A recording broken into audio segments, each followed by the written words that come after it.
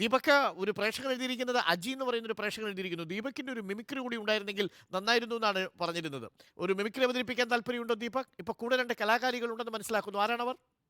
ആദ്യ ദിനം തൊട്ട് ദീപക്കിനോട് ആവശ്യപ്പെടുന്നതാണ് കേട്ടോ. ദീപക് ഭയങ്കര ഡിമാൻഡ് കാണിക്കുകയാണ് അക്കാര്യത്തിൽ. നമ്മൾ ആദ്യ ദിനം മുതൽ ദീപകിന്റെ മിമിക്രിക്ക് വേണ്ടി ദീപക് ഡോക്ടർ അരുണിനെയൊക്കെ അനുകരിക്കും. ഡോക്ടർ അരുൺ ആൻഡോ സാറിനെയൊക്കെ അനുകരിക്കുന്ന ആളാണ്. അപ്പൊ നമ്മളോട് രണ്ട് അതിഥികളുണ്ട്. ഡോക്ടർ അരുൺ, ഒന്ന് മൈലക്കാട് UP സ്കൂളിലെ ടീച്ചറും അവിടെ കുട്ടികൾക്ക് വേണ്ടി ഭക്ഷണം പാകം ചെയ്യുന്ന ചേച്ചിയുമാണ്. ഒന്ന് പരിചയപ്പെടാം. ടീച്ചർ പേരെന്താ? സന്ധ്യ. മ്യൂസിക് ടീച്ചറാണ്. അതെ, സംഗീതാധ്യാപികയാണ്. ലക്ഷ്മി. ഇവർ രണ്ടുപേരും നന്നായിട്ട് പാടും. ഈ മ്യൂസിക് ടീച്ചറാണ് ഇപ്പോ ഈ ചേച്ചിയെ പഠിപ്പിക്കുന്നത്, ലക്ഷ്മി ചേച്ചിയെ പഠിപ്പിക്കുന്നത് അല്ലേ? രണ്ടുപേരും ഒരുമിച്ച് പാടും അല്ലെങ്കിൽ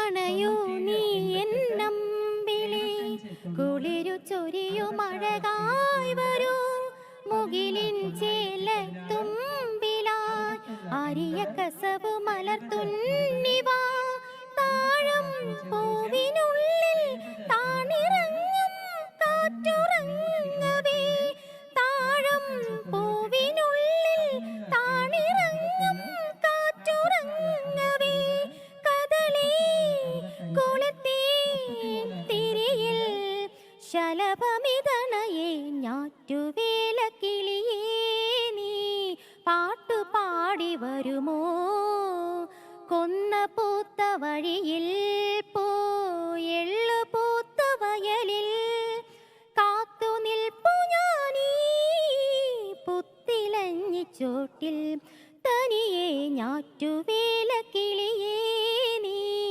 പാട്ടുപാടി വരുമോ. പാട്ട് പഠിച്ചിട്ടുണ്ടോ? ഇല്ല. കുട്ടികളെ സ്കൂളിൽ പാട്ട് പഠിപ്പിക്കാൻ സഹായിക്കാറുണ്ടോ? ഇല്ല. എത്ര മാർക്ക് കൊടുക്കും ടീച്ചറെ പാട്ടിന്? ചേച്ചി ഇപ്പോൾ ഞാനാണ് പഠിപ്പിക്കുന്നത്. ഞാൻ സ്കൂളിൽ ക്ലാസ്സിൽ നിന്ന് അങ്ങോട്ടും ഇങ്ങോട്ടും പോകുമ്പോൾ കിച്ചണിൽ നിന്ന് നല്ല പാട്ട് കേൾക്കുന്നതൊക്കെയായിരുന്നു. അങ്ങനെയാണ് ചേച്ചി പാടും എന്ന് ഞങ്ങൾ അറിഞ്ഞത്. അങ്ങനെയാണ് അറിഞ്ഞത്. പിന്നെ ഞങ്ങളുടെ sir other sir HM sir ഭയങ്കര സപ്പോർട്ടാണ് ഞങ്ങൾക്ക് എല്ലാ കാര്യങ്ങൾക്കും. അപ്പോൾ അവിടെ എന്തൊരു പ്രോഗ്രാം നടത്തിയാലും ചേച്ചിയെ കൊണ്ടൊരു പാട്ട് മസ്റ്റാണ്. ഇപ്പോൾ പഠിപ്പിക്കുന്നുണ്ടല്ലോ, ശാസ്ത്രീയമായി തന്നെ പഠിപ്പിക്കുന്നു. ശാസ്ത്രീയമായിട്ട് തന്നെ അപ്പോൾ ചേച്ചി ഒരു വലിയ പ്രോഗ്രാം അവിടെ ചെയ്തിരുന്നു. അപ്പോൾ അതിൽ ചേച്ചി ഇങ്ങനെ പാടിയപ്പോഴത്തേക്കിനും ഒരുപാട് അപ്രീസിയേഷൻ കിട്ടി ചേച്ചിക്ക്. അപ്പോൾ ചേച്ചിക്ക് ഭയങ്കര കുഞ്ഞുനാളത്തെ ഏറ്റവും വലിയ ആഗ്രഹമായിരുന്നു പാട്ടൊന്ന് പഠിക്കണം. അപ്പം ചേച്ചി പണ്ടൊന്നും കലോത്സവത്തിൽ വന്നിട്ടില്ല അല്ലേ? ഇല്ല. ഇപ്പൊ കലോത്സവത്തിൽ പണ്ട് പങ്കെടുക്കാൻ പറ്റാത്തതിന്റെ വിഷമം കൂടി ലക്ഷ്മി ചേച്ചി ഇവിടെ തീർത്തു. തീർച്ചയായും ഭയങ്കര സാറ്റിസ്ഫാക്ഷൻ തോന്നുന്നുണ്ടോ? തീർച്ചയായും. ടീച്ചർ പാടുന്നോ? രണ്ടുപേരും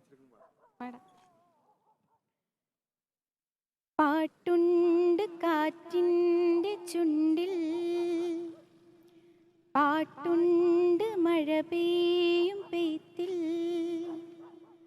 പാട്ടുണ്ട് പുഴയുടെ ഒഴുക്കിൽ പാട്ടുണ്ട് കൂട്ടരെ നമ്മുടെ ചിരികളിൽ പാട്ടുണ്ട് കണ്ണീരിനുള്ളിൽ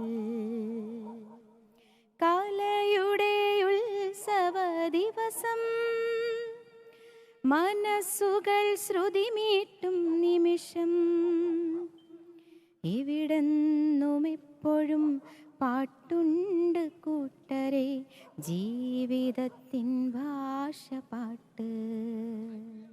സ്കൂളിലെ കുട്ടികളെ മാത്രമല്ല, സ്കൂളിന്റെ ഏതോ ഒരു കോണിൽ നിന്ന് കേട്ട പാട്ട് പോലും തിരിച്ചറിഞ്ഞ യഥാർത്ഥ മ്യൂസിക് ടീച്ചറാണ് കേട്ടോ, അല്ലേ? ഓക്കെ അരുൺ.